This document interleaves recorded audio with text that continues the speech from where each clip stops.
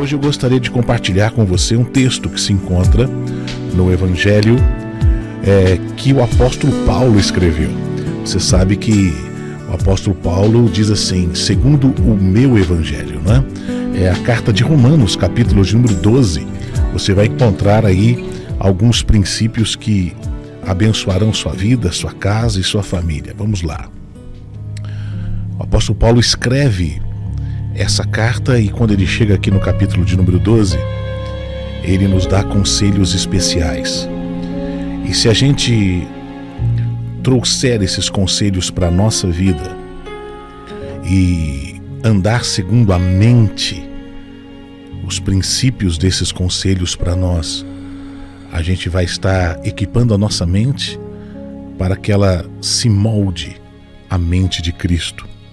Por isso ele inicia o capítulo de número 12 dizendo assim: eu rogo a vocês, meus irmãos. Esse rogar é uma súplica, é um desejo do coração do apóstolo para mim e para você. E ele diz assim: pela compaixão de Deus, que vocês apresentem o vosso corpo em sacrifício vivo, santo e agradável a Deus, que é o vosso culto racional.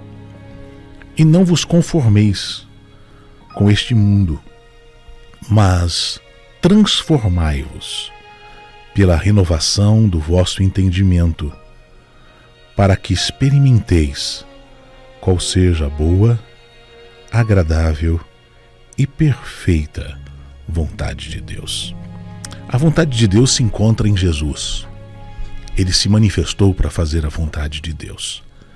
E a mente de Cristo é o desejo mais latente que Deus deseja que exista manifesto na minha mente e na sua mente. Deus não nos chamou para vivermos de emoção. Às vezes as pessoas têm experiências com o Evangelho, com o Senhor Jesus, e isso acontece muito nas comunidades evangélicas, onde nós criamos ambientes de graça, de louvor, de adoração e de expressões de amor. E nesses ambientes a gente é tomado emocionalmente por sentimentos agradáveis, não é? Mas o viver o Evangelho não é viver sentimentos. Deus não nos chamou para vivermos um sentimento. Deus nos chamou para vivermos Cristo. O chamado de Deus para a minha vida e para a sua vida é sermos semelhantes ao seu Filho Jesus. Por isso ele se manifestou em carne, por isso ele se fez um de nós, para que quando o contemplássemos, para que pudéssemos andar no caminho, ele disse assim: eu sou o caminho, então andem em mim, conheçam a mim, eu sou a verdade. Eu sou a vida, vivam a vida que eu vivo, porque como eu sou o caminho, a verdade e a vida, assim vocês poderão manifestar a vida do Pai, porque no princípio Deus criou o homem à sua imagem e semelhança. Por isso ele disse assim: ninguém vem ao Pai a não ser por meio de mim. Todos se desviaram, todos estão longe da glória de Deus por causa do pecado, mas o Senhor Jesus, ele é o caminho, a verdade, a vida. Ele é o chamado de Deus. E quando nós aprendemos a Cristo, a viver Jesus Cristo aqui na terra, aí nós expressamos o desejo mais intenso de Deus, que é a imagem dele sendo revelada através da minha vida e da sua vida. E aqui existem alguns princípios que falam a respeito da mente de Cristo. Aqui nesse texto de Romanos, capítulo de número 12.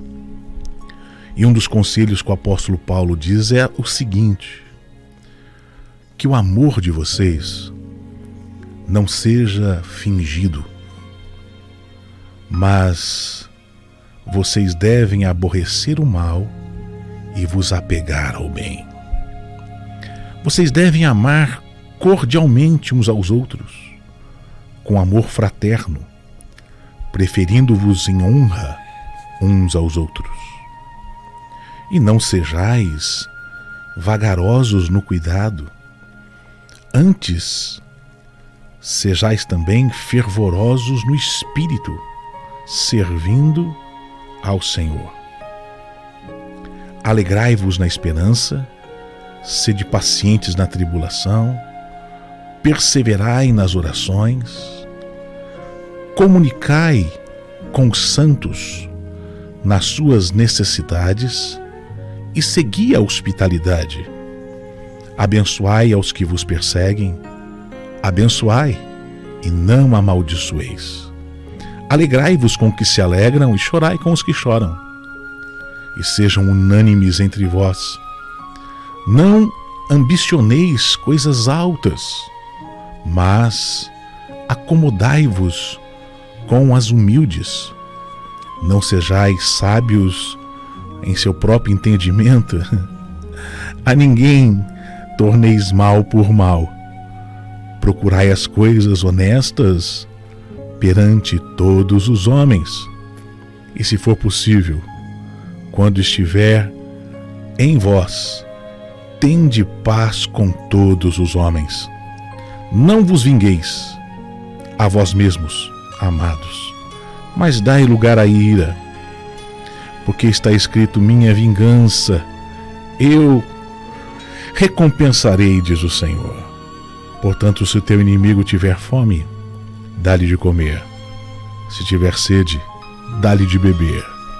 Porque fazendo isso, amontoarás brasas de fogo sobre sua cabeça.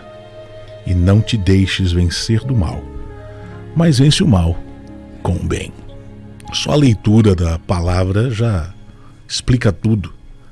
Eu não preciso falar mais nada. Mas eu quero só fazer a abordagem sobre esses dois primeiros versículos que eu li aqui, capítulo 12 de Romanos, versículo 9 e 10, aonde ele diz assim: o amor não seja fingido.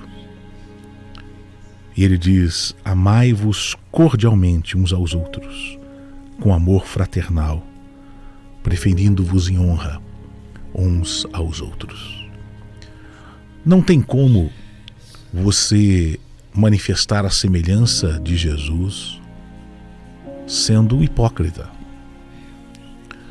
Não tem como a gente ter um amor fingido. Já viu o caso assim? A pessoa diz assim: ô meu amado, aí abraça você, aí cumprimenta você, mas depois por trás fala mal, depois age de uma maneira que não é correta, se movimenta de forma totalmente sem coerência aquilo que falou ou expressou.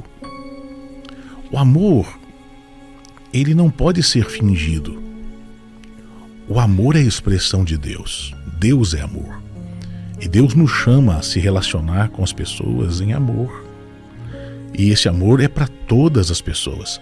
Nós devemos amar uns aos outros, não só em comunidade, mas devemos fazer o bem e amar até aqueles a quem nós não gostamos.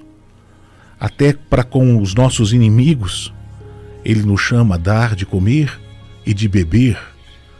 Até para com aqueles que nos têm como inimigos, Ele nos chama a servi-los com respeito, com amor, com integridade e com cuidado. Porque fazendo assim, nós não nos tornamos iguais a eles, cheios de ódio. O amor não pode ser fingido. O amor fingido é o amor da religião. E a religião, se tem algo que é carnal, é a vida religiosa. Já a palavra diz isso, né? Religião quer dizer ligar o homem a Deus, e todo processo que tenta ligar o homem a Deus é um processo religioso feito pelos homens e que de verdade é sistematizado, se torna um processo carnal. Não tem como o homem se conectar a Deus por si mesmo, ou através de posturas morais, ou através de teologias, ou princípios teológicos e ensinos que vêm como um pacote fechado, onde você se adapta a esses princípios e começa a acreditar que porque está frequentando um lugar gostoso, cantando uma música gostosa, tendo um linguajar modificado, se tornou agora um evangélico ou um cristão, e você está achando que se tornou filho de Deus? Não, querido. O segredo é viver no Espírito, a semelhança de Jesus.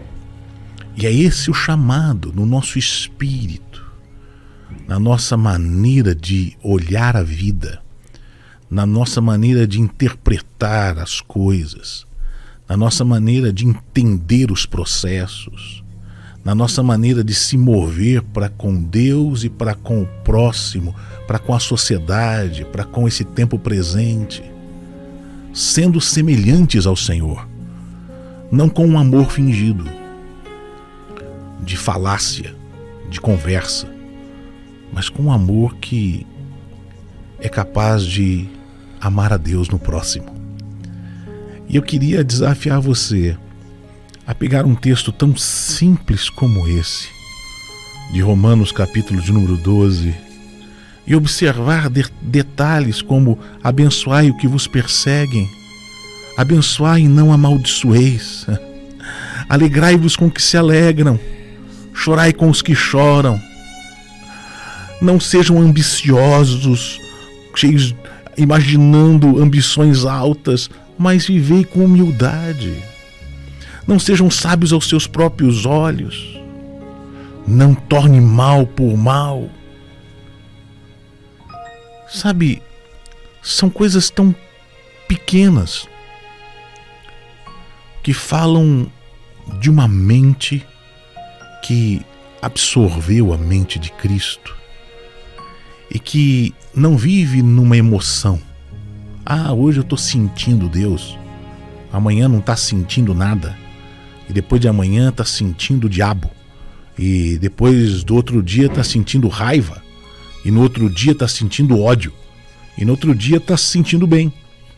Se você se move por aquilo que você sente, você vai ser como a onda do mar, agitada, que bate de um lado para o outro.